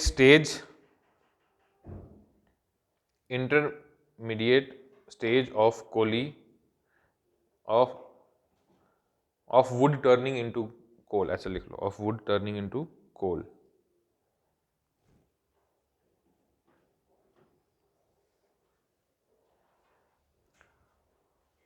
found in Palwa in Rajasthan, RJ, मतलब राजस्थान का RJ लिखना. Palwa, PALWA, Palwa in Rajasthan, and Neyveli in Tamil Nadu, NEYVELI, Neyveli in Tamil Nadu. Lakhimpur Assam and Karewas in Jammu and Kashmir.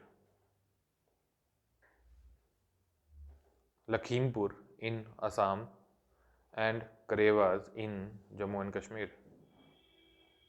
ठीक है, Karewas are famous for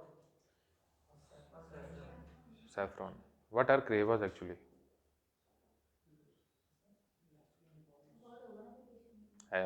NCERT lacustrine deposits, old alluvial lacustrine deposits, है ना। और भी कहीं मिलता है कोल J&K में? कहाँ पे? कालाकोट में। वो कौन सा है? Exactly, anthracite. ठीक है, तो इंडिया में भी सबसे अच्छा कोल मिलता है, वो कहाँ मिलता है? जम्मू, नहीं सिर्फ जम्मू एंड कश्मीर, और भी हैं लेकिन हाँ जम्मू एंड कश्मीर में भी एक साइट है हमारे पास। ठीक है, ओ क्लियर है? Good, okay.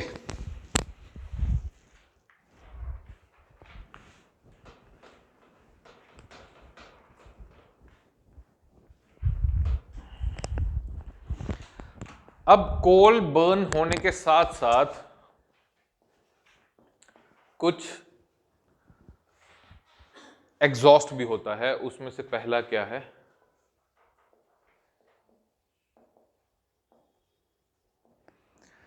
Fly ash, bottom ऐश और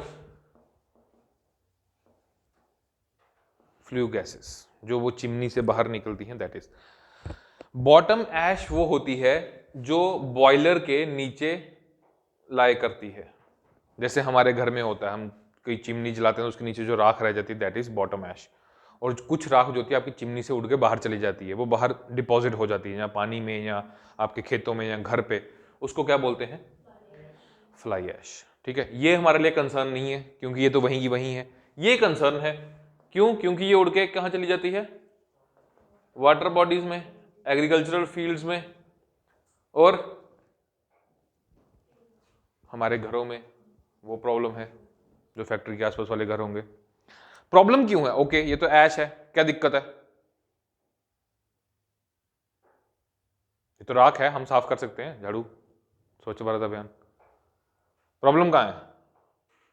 प्रॉब्लम है इसकी कॉन्स्टिट्यूएंट्स में, जो इसके बीच में है, that is the problem. Arsenic, cadmium, beryllium, boron, molybdenum, vanadium, thorium, ये सब इसमें कॉन्स्टिट्यूएंट्स हैं। ठीक है, वो प्रॉब्लम है क्योंकि ये हम इनहेल करेंगे। अगर पानी में जाएगा तो पानी वो वाला हम पिएंगे, अगर एग्रीकल्चर में जाएगा तो वो वाला खाना खाएंगे। तो ये अल्टीमेटली हमारे, आर्सेनिक आपको पता है हार्मफुल होता है। ठीक है, तो ये सब चीजें हैं, आप लिखिए इसको हल्का सा।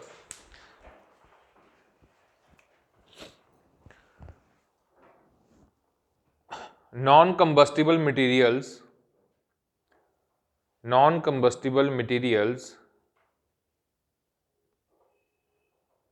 non-combustible materials during the combustion process of coal,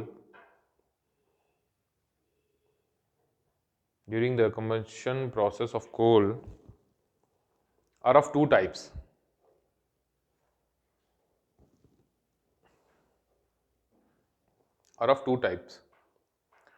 Bottom ash and fly ash.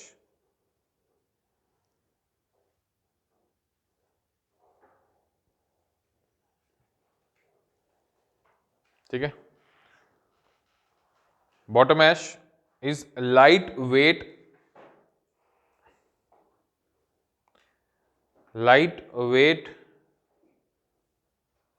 sum of material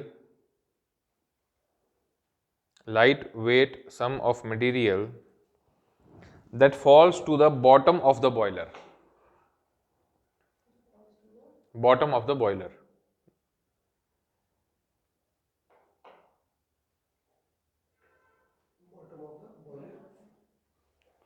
Next, fly ash. Fly ash is also known as flue ash,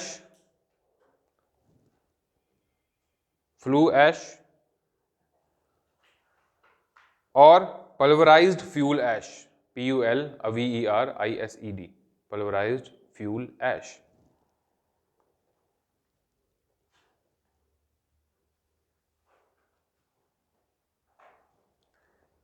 इसी में next point, it is airborne and gets transported, it is airborne and gets transported to 10 to 20 kilometer of radius,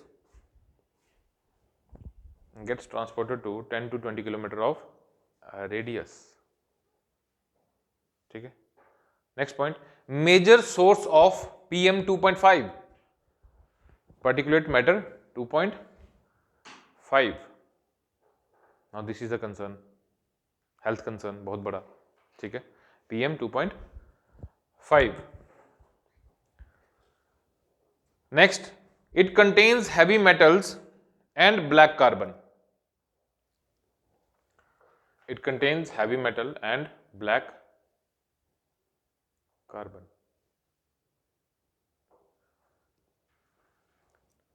Okay. Next point, major constituents of fly ash are, यहां से लिखो major constituents. ये पूरा क्या लिखोगे बच्चे थोड़ी हो. Major constituents लिखो, उसके आगे वो दो बिंदु जो ऐसे होते हैं वो वाले लगा लो या डैश लगा लो, जो भी. उसमें लिखो silicon dioxide SiO2, Al2O3 aluminium,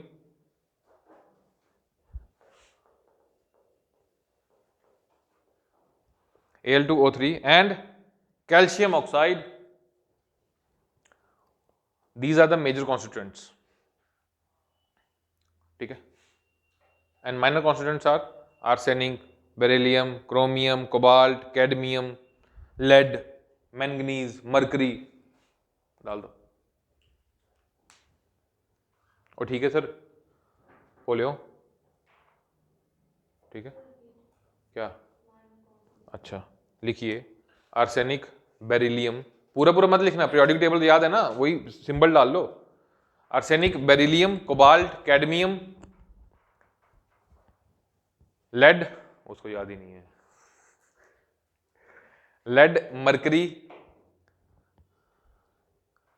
boron, molybdenum, selenium and vanadium. ठीक है. अब अगर ये इतना ही प्रॉब्लम है तो गवर्नमेंट कुछ कर क्यों नहीं रही? गवर्नमेंट कर रही है. गवर्नमेंट क्या करती है, अगर ये चिमनी है यहां से पूरा फ्लाई ऐश ऐसे जा रहा है तो गवर्नमेंट ने यहीं पे एक फिल्टर लगा रखा है, मतलब इंडस्ट्री ने फिल्टर लगा रखा है. उसमें से हम क्या करते हैं, फ्लाई ऐश को कैप्चर कर लेते हैं और उसको जैसे सीमेंट के बोरे होते हैं वैसे उसको कैप्चर कर लेते हैं और उसको हम यूज कहां कर रहे हैं? कंस्ट्रक्शन में, रोड मेकिंग में, बिल्डिंग मटेरियल की बनाने में, जैसे क्या, ब्रिक्स, ब्लॉक्स, हैं, टाइल्स. हाँ थैंक यू, टाइल्स. ठीक है. प्रॉब्लम कहां है कि इस सब को करने में गवर्नमेंट अभी तक कितना अचीव कर पाई है? 63% ओनली. मतलब 63% of fly ash is being used for this purpose. Target कितना है? 100% का.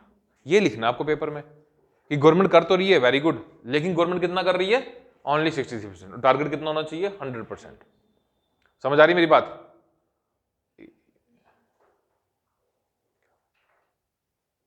सब ठीक है? कुछ वो तो नहीं चल रहे हैं, कुछ कोड्स तो नहीं चल रहे हैं, कुछ चीट कोड्स?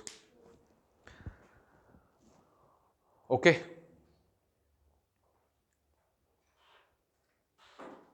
उससे भी पहली बात कि फ्लाई ऐश को हम कोल में से, कोल की बर्निंग में से कम कैसे कर सकते हैं? सिंपल, कोल को धो देना है. Washing of coal. कोयले को धोया जाता है, जैसे कोयला माइन से निकाला जाता है ना, उसको पहले धोया जाता है, फिर वो ट्रांसपोर्ट किया जाता है. ठीक है. तो इनका कहने का मतलब ये है कि अगर वो ट्रांसपोर्ट हो रहा है और ट्रांसपोर्टेशन में फिर से डस्ट आ जाएगी उस पर. ठीक है. इसीलिए जब हम बर्न करने जा रहे हैं, बर्न करने से पहले जब कोल को रेडी कर रहे हैं तो उसको हमें क्या करना चाहिए? वॉश करना चाहिए. लेकिन फिर कंसर्न वही है कि India is a water scarce country, हमें पीने के लिए पानी नहीं है. अब तो आपके एक्वाफिना भी पैकेज ड्रिंकिंग वाटर बेच रहा है, मिनरल वाटर नहीं बेच रहा है. ठीक है. मिनरल वाटर 20 रुपए का है, पैकेज ड्रिंकिंग वाटर भी 20 रुपए का है और आप वही पी लेते हैं. इसीलिए रेल नीर, जो रेल का वाटर है, वो 15 रुपए का है. ठीक है. सो हमें एक वो भी करना चाहिए, washing is also the solution, ठीक है।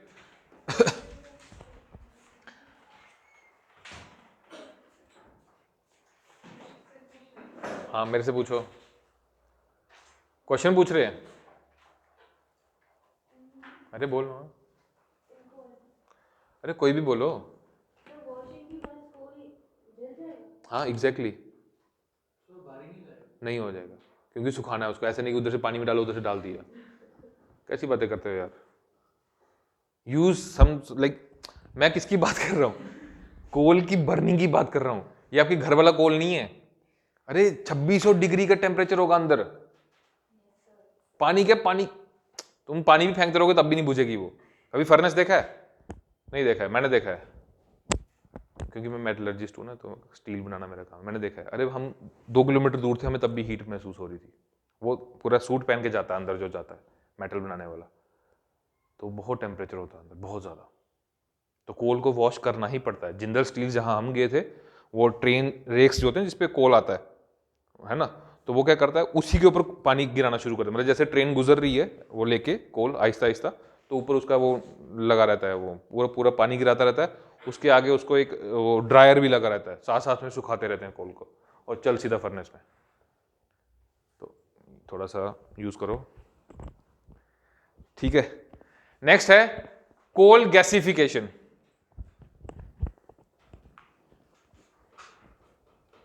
और मैडम डाउट मुझसे पूछो, शायद मैं क्लियर कर पाऊं। आपस में आपके डाउट डाउट ही रह जाएंगे।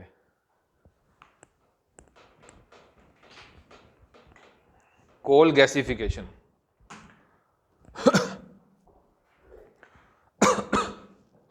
it is a process of converting,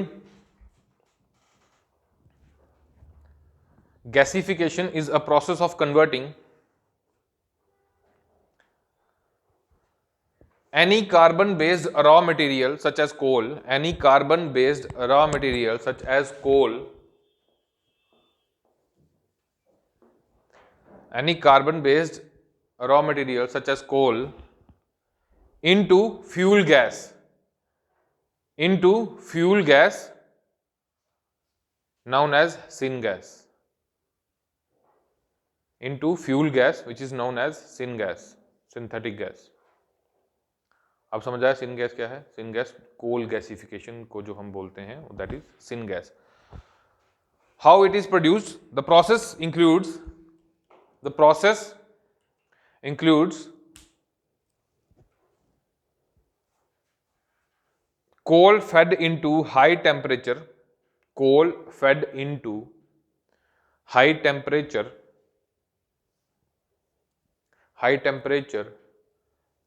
pressurized container, high temperature pressurized container, bracket में लिखना गैसिफायर, गैसिफायर, high temperature pressurized container, bracket में गैसिफायर, and combined with hot steam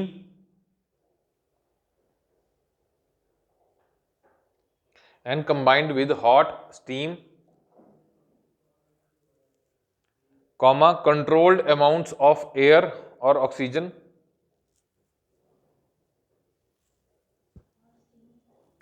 and controlled amounts of air or oxygen to produce syngas, to generate or produce syngas, synthetic gas। Okay, syngas is a mixture of carbon dioxide, hydrogen, methane, nitrogen and carbon monoxide। syngas is a mixture of carbon dioxide, methane, hydrogen and nitrogen, hydrogen and nitrogen and carbon monoxide।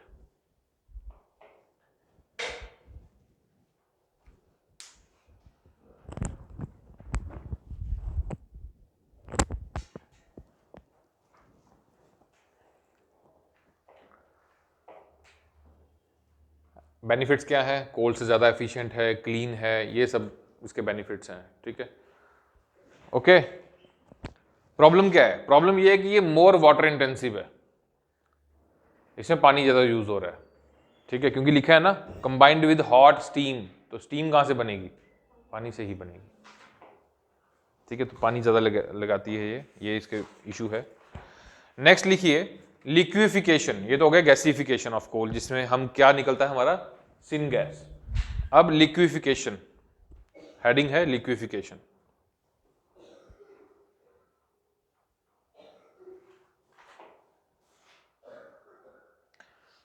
Coal to liquid technology, coal to CTL, coal to liquid technology.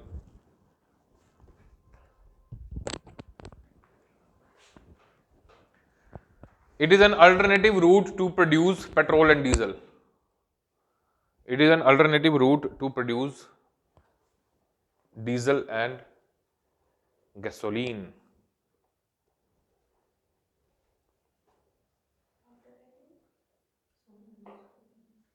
क्या alternative route to produce diesel and gasoline. Process लिखो, process, फिर नीचे लिखो process में पहले लिखेंगे आप ये गैसिफिकेशन, जो अभी हमने डिस्कस किया। गैसिफिकेशन से क्या बनता है हमारा सिन गैस। ठीक है, अब सिन गैस के ऐसे नीचे एरो डाल के लिखिए liquefied to its fuel equivalent, liquefied to its fuel equivalent in presence of cobalt or iron based, in presence of cobalt and iron based catalyst at high temperature and pressure.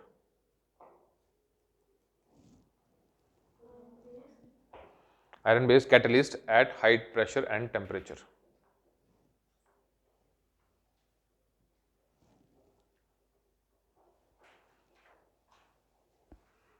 ठीक है,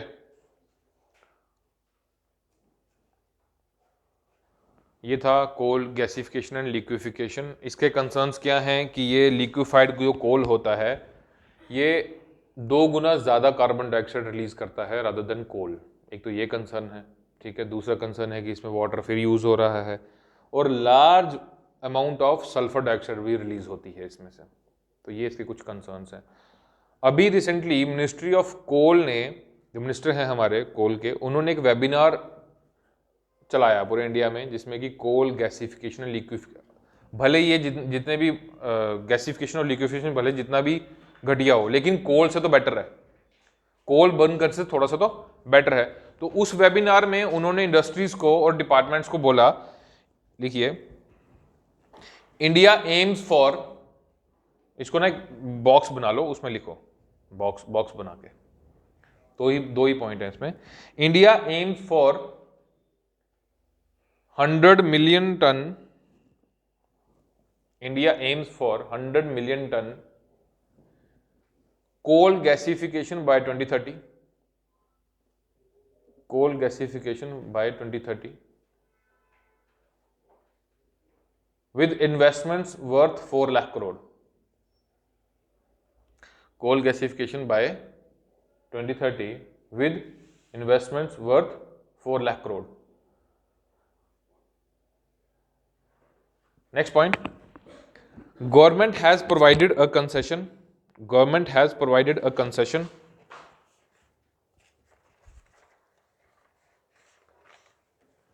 government has provided a concession of 20%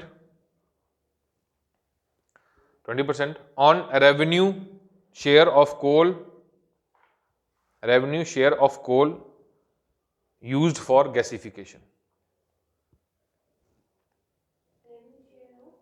coal used for gasification. नहीं समझ आया ना second point? अभी समझ जाओगे। देखो अभी आई टोल्ड यू कि माइंस को क्या कर दिया गया है, अब नेशनलाइज, और इसके ऑक्शन के राइट्स किसके पास हैं? कोल इंडिया, अडानी जी भी कोल ले रहे हैं वहां से, तो उसका ऑक्शन कौन करके दिया? उसको CIL। ठीक है, उसमें से गवर्नमेंट क्या करती है कि तुम इतना, मतलब मान लो कि तुम 5 मिलियन टन साल का इसमें से कोल निकालो, ठीक है, जो तुम बेचोगे उसका जो रेवेन्यू जनरेट करोगे उसका मान लो कि 40% हमारा होगा, बाकी 60% तुम रखो। इसमें गवर्नमेंट को सिर्फ मोटा मोटा पैसा आ रहा है, ना गवर्नमेंट एक्सट्रैक्शन कर रही है, ना ही गवर्नमेंट उसको प्रोड्यूस कर रही है, ना गवर्नमेंट उसको धो रही है, कुछ नहीं कर रही। गवर्नमेंट सिर्फ क्या कमा रही है? रेवेन्यू। अब गवर्नमेंट क्या बोलती है? गवर्नमेंट बोलती है कि ये जो तुमने कोल एक्सट्रैक्ट किया है, अगर इस कोल को तुम कुछ हद तक किसके लिए यूज करोगे? गैसिफिकेशन के लिए, तो तुम्हें हम इस पे 20% डिस्काउंट दे देंगे। मतलब तुम्हारे में से 20% रेवेन्यू हम नहीं लेंगे, तुम अपने पास रखो, बस तुम उसको किस में कन्वर्ट कर दो? गैस में कन्वर्ट कर दो। पॉइंट समझ आ गया? अब गुड। अब अपनी भाषा में अगर लिख सकते हो तो लिख लो इसको। रेवेन्यू शेयरिंग मॉडल है हमारा कोल उसमें माइनिंग में, ठीक है।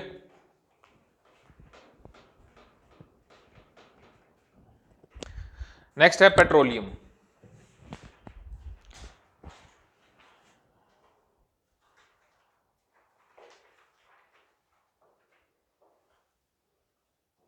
लिक्विफाइड नेचर ऑफ फ्यूल या लिक्विड फ्यूल। हाँ जी,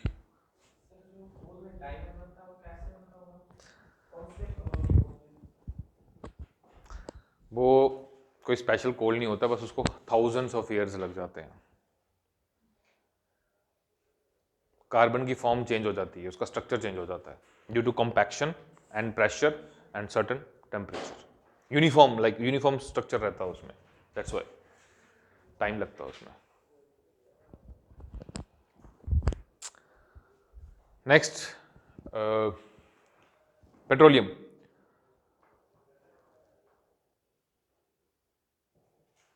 extracted in the form of crude oil which is black,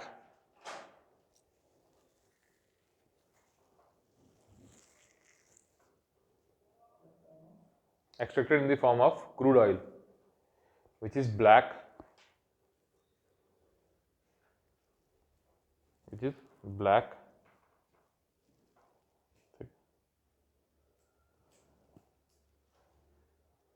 consist of aliphatic hydrocarbons, consist of aliphatic hydrocarbons,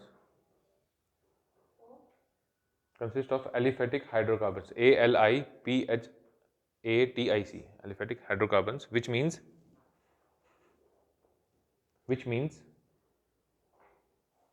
carbon atoms linked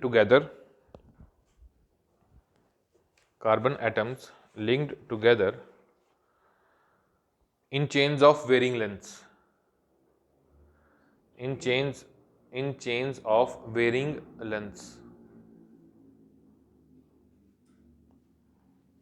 Larger the chain, heavier is hydrocarbon. Larger the chain, heavier is hydrocarbon.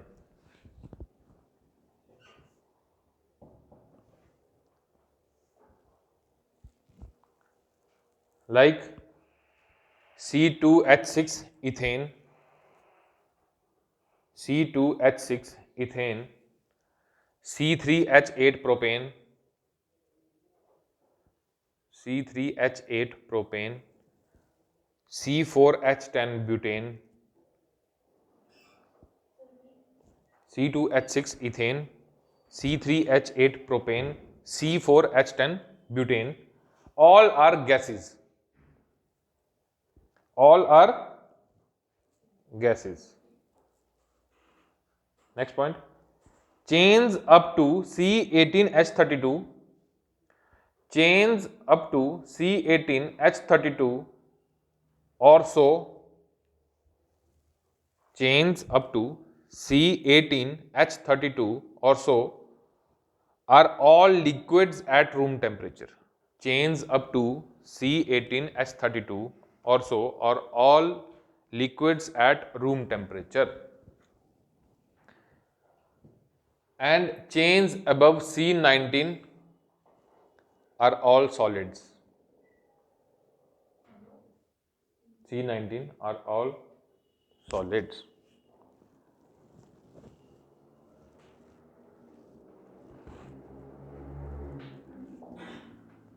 ठीक है। अभी इसमें दो terms हैं जो कि बहुत ज़्यादा इंपॉर्टेंट हैं।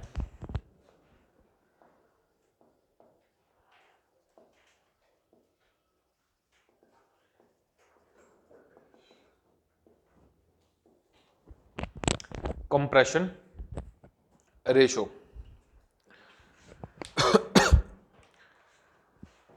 कंप्रेशन रेशो क्या होता है कि volume of fuel inside the compressor before and after the ignition. ठीक है, वो कितना उसको कंप्रेस कर पाएगा with the help of air. Compress क्यों करना है? क्योंकि उसमें आग लगानी है, और वो आग कौन लगाता है? Spark plug. हर गाड़ी में, हर बाइक में हमें देखते हैं ना, वो स्टार्ट नहीं हो रही होती है, हम बोलते हैं स्पार्क प्लग का प्रॉब्लम है। या पुराने स्कूटर्स जो होते थे उनमें हमेशा स्पार्क प्लग उड़ जाता था। क्यों उड़ जाता था?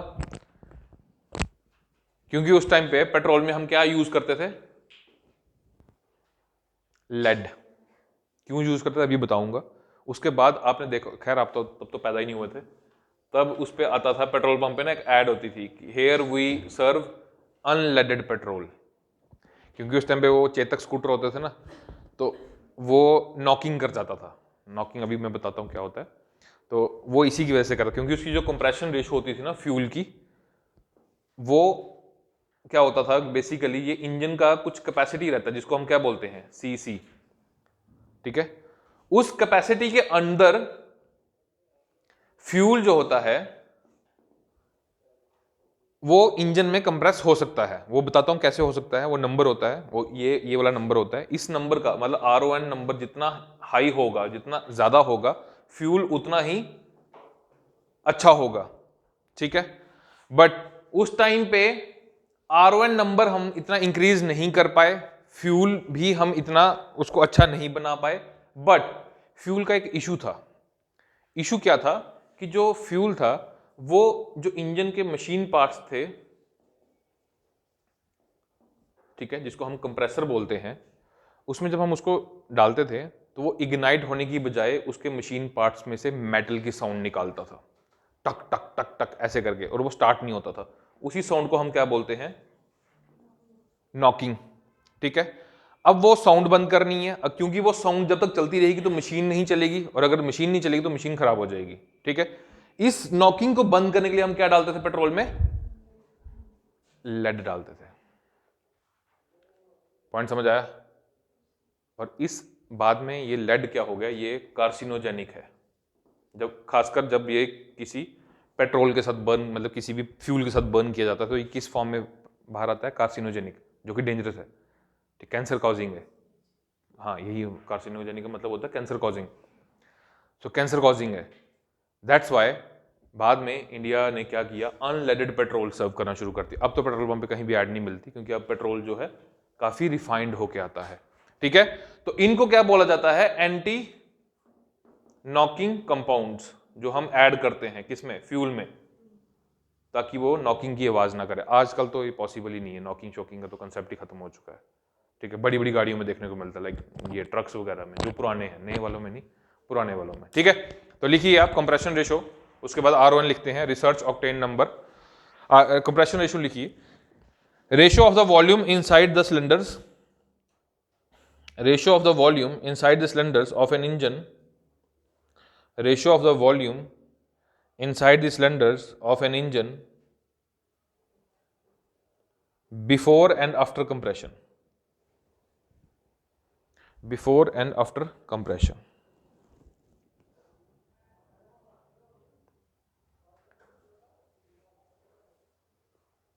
Therefore, CR, compression ratio, of 10:1 means, therefore CR of 10:1 means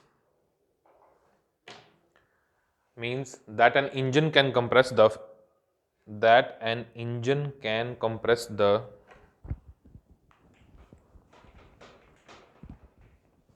that an engine can compress the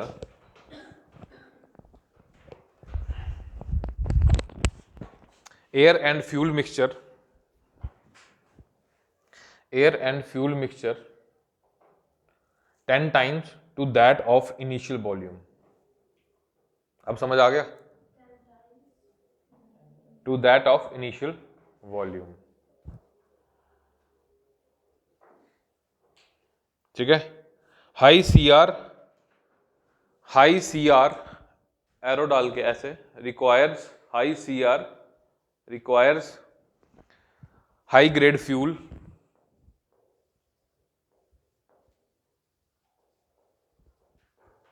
फिर एरो हाई ग्रेड फ्यूल फिर arrow means fuel with high RON। अब हम देखेंगे RON क्या होता है। Means fuel with high RON। Next point इसी में, majority of petrol engines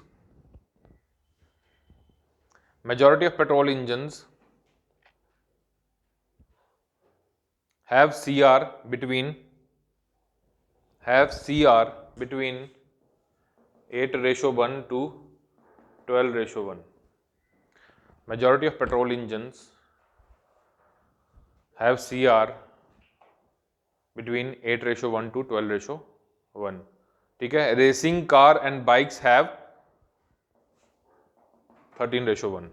racing cars and bikes have 13:1।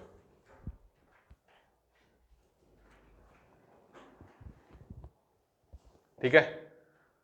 अब बात करेंगे RON की। Research octane number.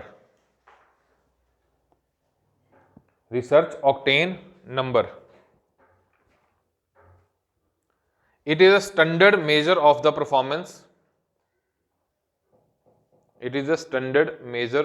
performance of a gasoline engine fuel। Measure of the performance of a gasoline engine fuel।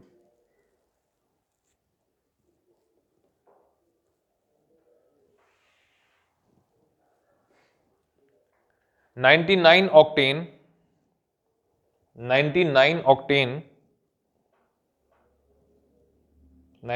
octane fuel is launched in 2017।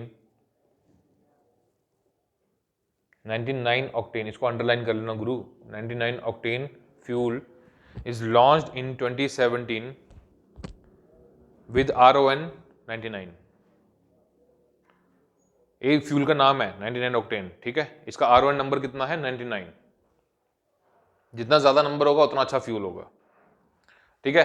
This is the most advanced automotive fuel in India till now. Clear है? Advanced automotive fuel in India. Knocking लिख लो फटाफट।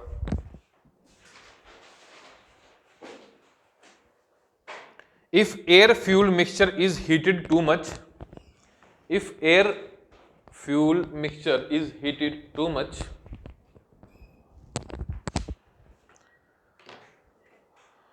it will self ignite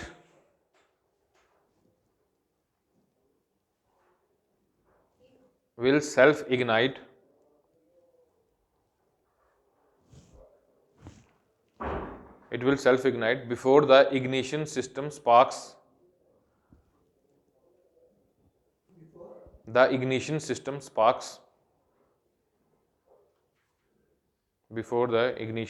sparks leading to stress in the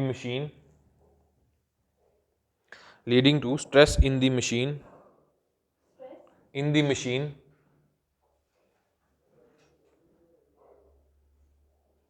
which causes metallic sound known as knocking।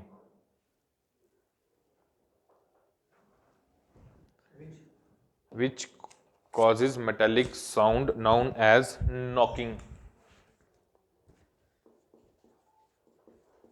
So in order to reduce knocking, we add anti-knocking compounds।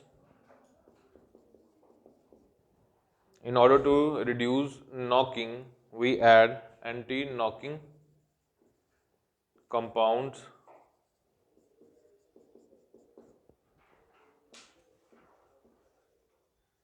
कौन कौन से हैं? ये हैं।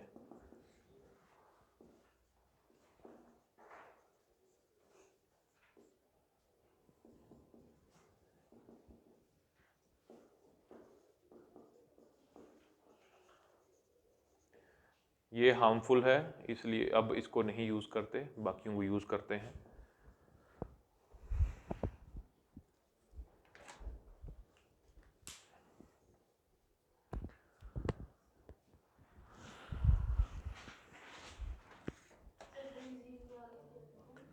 Benzene क्या लिखा है मैंने, ये टोल्यून जाइलिन BTX।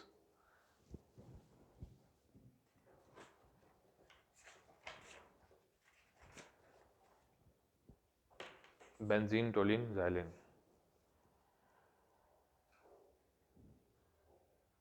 ठीक है।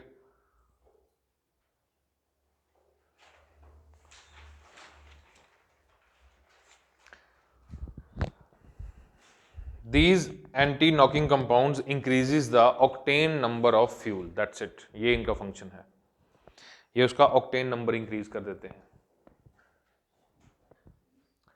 These anti-knocking compounds increases the octane number of compounds.